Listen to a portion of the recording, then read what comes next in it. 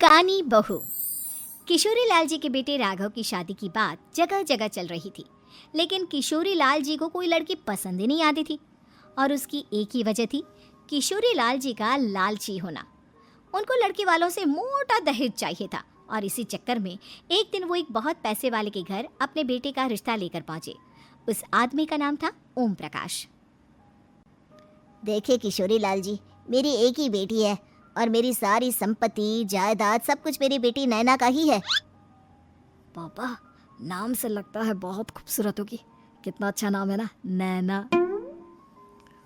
वैसे बात तो सही है आपकी।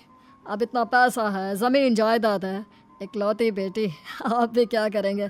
सब कुछ उसे ही देंगे ना। बिल्कुल ठीक पहचाना आपने।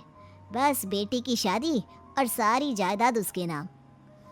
पापा, बिना देखे हाँ कर दीजिए ना। इतना अच्छा रिश्ता फिर कहाँ मिलेगा? माला माल हो जाएंगे हम। मैं अपनी बेटी को बुलाता हूँ।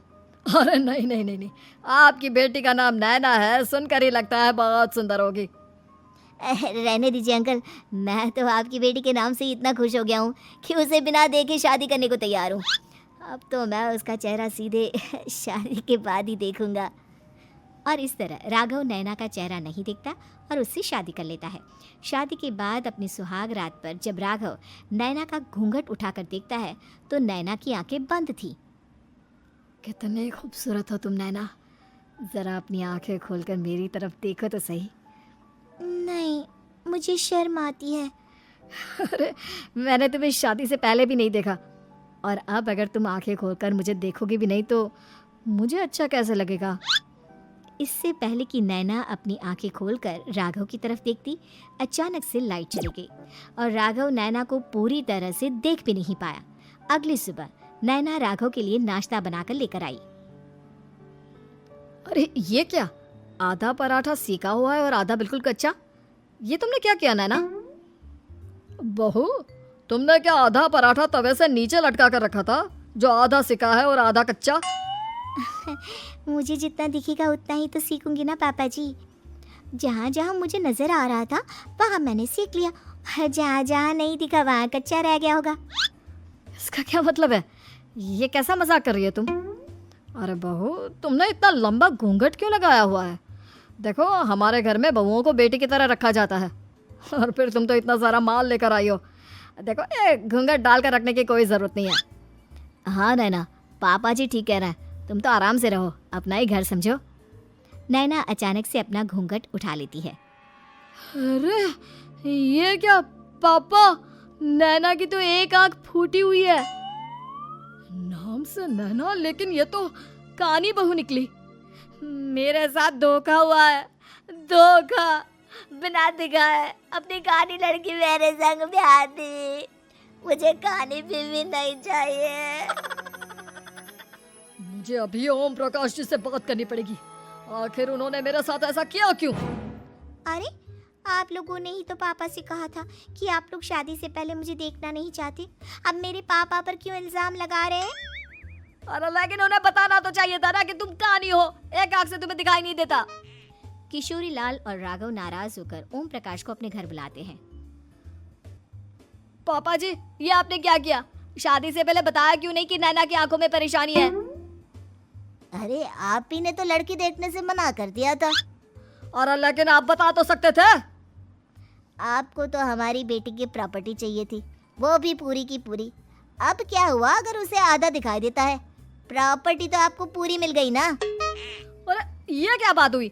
मेरी शादी प्रॉपर्टी से नहीं, आपकी बेटी से हुई है। अब ये तो पहले सोचना चाहिए था, तब तो मेरी प्रॉपर्टी देखकर तुम्हारी जुबान लप लपा रही थी। लेकिन मैं कानी लड़की को अपनी बीवी बनाकर नहीं रख सकता। पापा, कुछ करिए ना आप। हाँ, करता हूँ। देखिए ओम प्रकाश जी, आप हमारे साथ ऐसा नहीं कर सकते।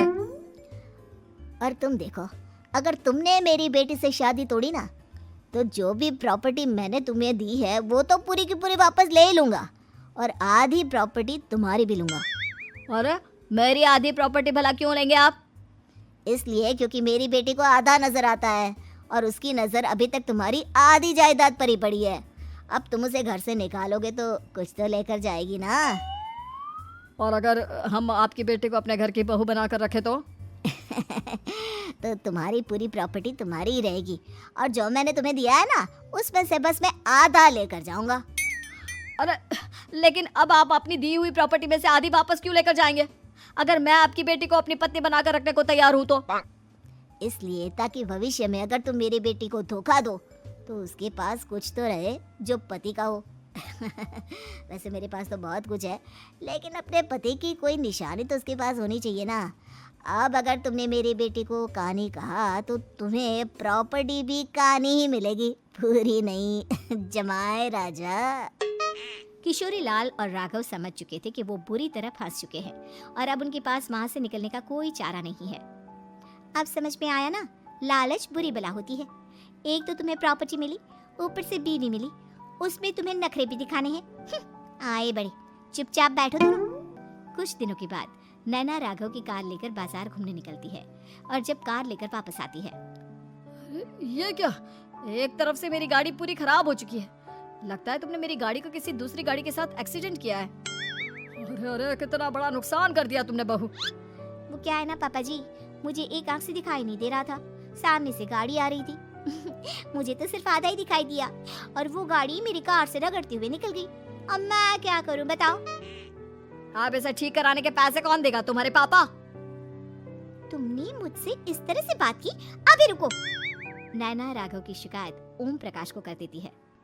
देखो राघव, अब जो मेरी आधी प्रॉपर्टी तुम्हारे पास थी ना उसमें से आधी और मैं लेकर जाऊंगा, क्योंकि तुमने मेरी बेटी को डांटा। अरे नहीं पापा जी, गलती हो गई, माफ कर दो। गलती की तो कोई गुंजाइश ही नहीं। अगली बार मेरी बेटी को डांटा तो बची हुई आधी में से आधी और ले जाऊंगा। लालच के चक्कर में हम दोनों ने बहुत बड़ी गलती कर दी बेटा। एक तो तुम्हें कानी बहू मिली और ऊपर से जो माल मिला वो भी काना। इस तरह राघव की हर एक गलती पर ओम प्रकाश उसकी प्रॉपर्टी का आधा आधा हिस्सा लेकर अपना सारा माल वापस ले गया और राघव को कानी बीवी से काम चलाना पड़ा। भाई लालच वाकई में बुरी बला है।